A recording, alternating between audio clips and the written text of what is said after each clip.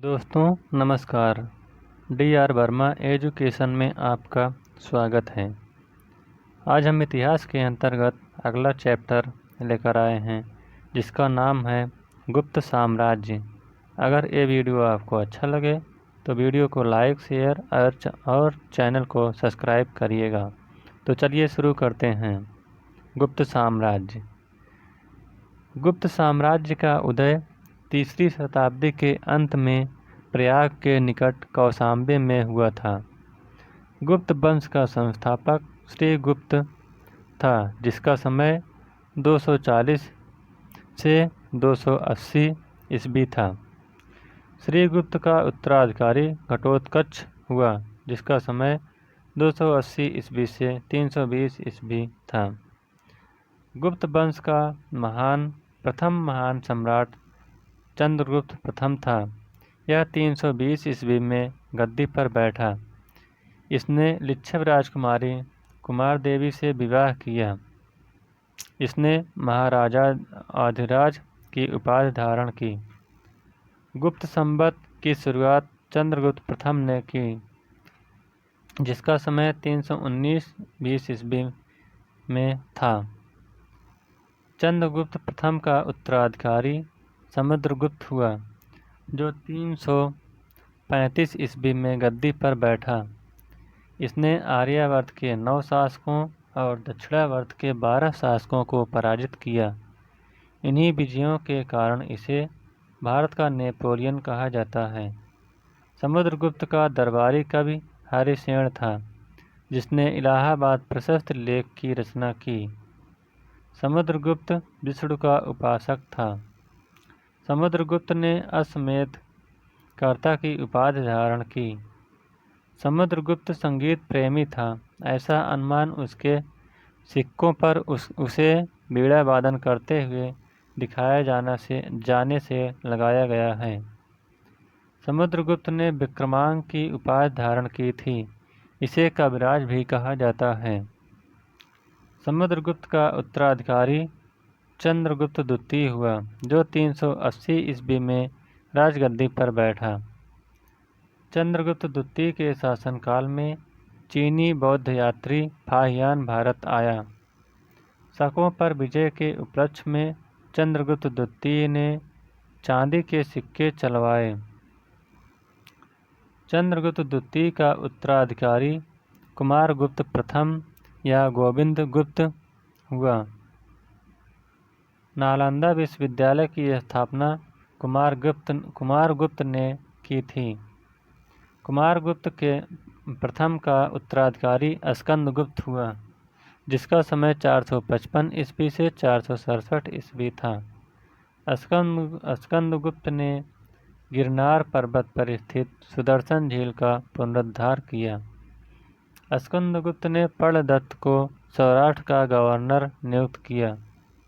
स्कंदगुप्त के शासनकाल में ही हूणों का आक्रमण शुरू हो गया। अंतिम गुप्त शासक विष्णुगुप्त था। गुप्त साम्राज्य की सबसे बड़ी प्रादेशिक इकाई देश थी, जिसके शासक को गोपना कहा जाता था। एक दूसरी प्रादेशिक इकाई भुक्त थी, जिसके शासक ऊपरिक कहलाते थे। भुक्त के नीचे विषय नामक प्रशासनिक इकाई होती थी, जिसके प्रमुख को विषयपत कहलाते थे। पुलिस विभाग का मुख्य अधिकारी दंडपाशिक कहलाता था। पुलिस विभाग के साधारण कर्मचारियों को चाट एवं भाट कहा जाता था। प्रशासन की सबसे छोटी इकाई ग्राम थी। ग्राम का प्रशासन ग्राम सभा द्वारा संचालित होता था। ग्राम सभा का मुखिया ग्रामीण कहलाता था एवं अन्य सदस्य महत्तर कहलाते थे। ग्राम समूहों की छोटी इकाई को पेट कहा जाता था। गुप्त शासक कुमारगुप्त के दामोदरपुर ताम्रपत्र में भूमि बिक्री संबंधी अधिकारियों के क्रियाकलापों का उल्लेख है। भू राजस्व कुल उत्पादन का 1/4 भाग से 1/6 हुआ करता था। आर्थिक उपयोगिता के आधार पर निम्न प्रकार की भूमि थी। नंबर 1, क्षेत्र। क्षेत्रभूमि। क्षेत्रभूमि वह भूमि होती थी जो कृषि करने योग्य होती थी। नंबर 2, वास्तु। यह भूमि वास करने योग्य होती थी।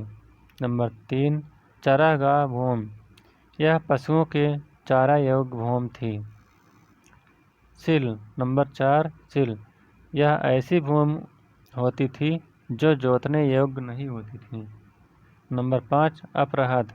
यह ऐसी भूमि जो जंगली होती थी। सिंचाई के लिए रहट या घंटी यंत्र का प्रयोग होता था। श्रेणी के प्रधान को ज्येष्ठक कहा जाता था। गुप्त काल में उज्जैन सर्वाधिक महत्वपूर्ण व्यापारिक केंद्र था।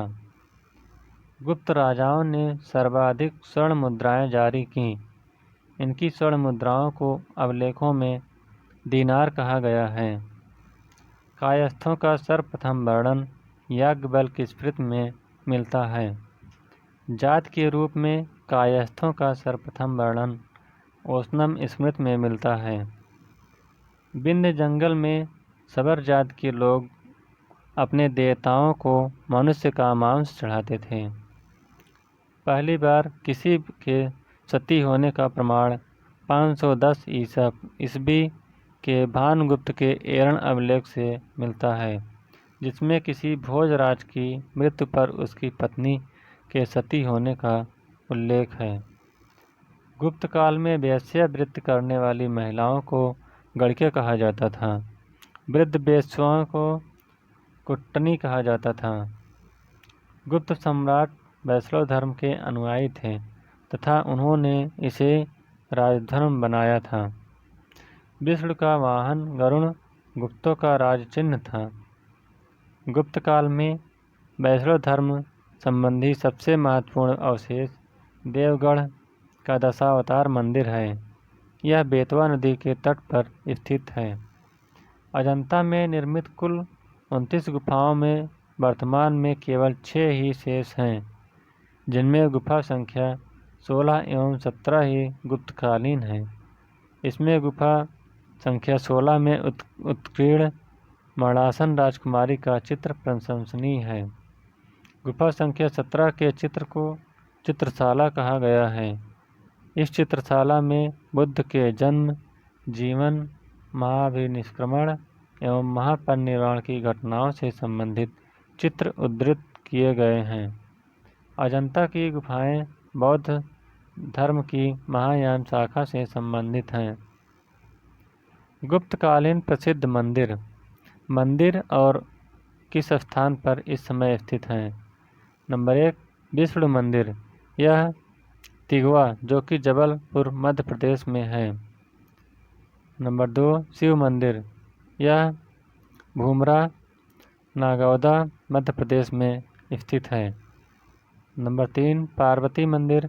यह नैना कुठार मध्य प्रदेश में है। दशावतार मंदिर। यह देवगढ़ ललितपुर उत्तर प्रदेश में है। शिव मंदिर। यह खोह नागौद मध्य प्रदेश में है। भीतरगांव का मंदिर। यह भीतरगांव कानपुर उत्तर प्रदेश में है।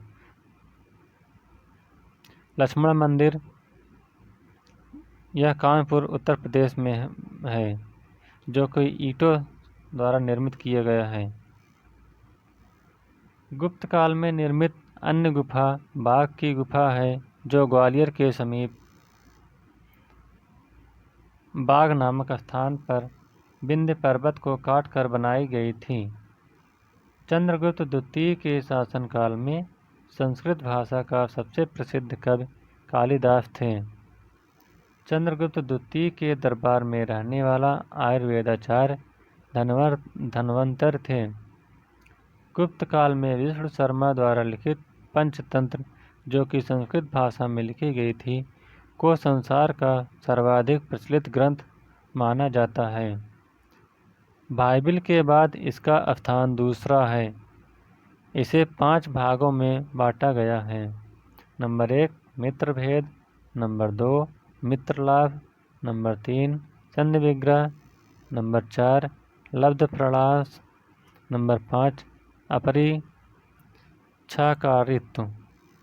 आर्यभट्ट ने भट्टियम एवं सूर्य सिद्धांत नामक ग्रंथ लिखे। इसी ने सर्वप्रथम बताया कि पृथ्वी सूर्य के चारों ओर घूमती है। चंद्रगुप्त द्वितीय के दरबार में रहने वाले प्रमुख विद्वान वराहमिहिर, धन्वंतरि, ब्रह्मगुप्त आदि थे। पुराणों की वर्तमान रूप में रचना गुप्त काल में हुई। इसमें ऐतिहासिक परंपराओं का उल्लेख है। गुप्त काल की राजकीय भाषा प्राकृत थी। गुप्त काल में चांदी के सिक्कों को रुपयख्या कहा जाता था। याज्ञवल्क्य, नारद, कात्यायन एवं बृहस्पति स्मृतियों की रचना गुप्त काल में ही हुई थी। सांस्कृतिक उपलब्धियों के कारण गुप्त काल को भारतीय इतिहास का स्वर्ण युग कहा जाता है। तो इस प्रकार से गुप्त साम्राज्य का ये वीडियो समाप्त होता हुआ। नमस्कार, जय हिंद, थैंक यू।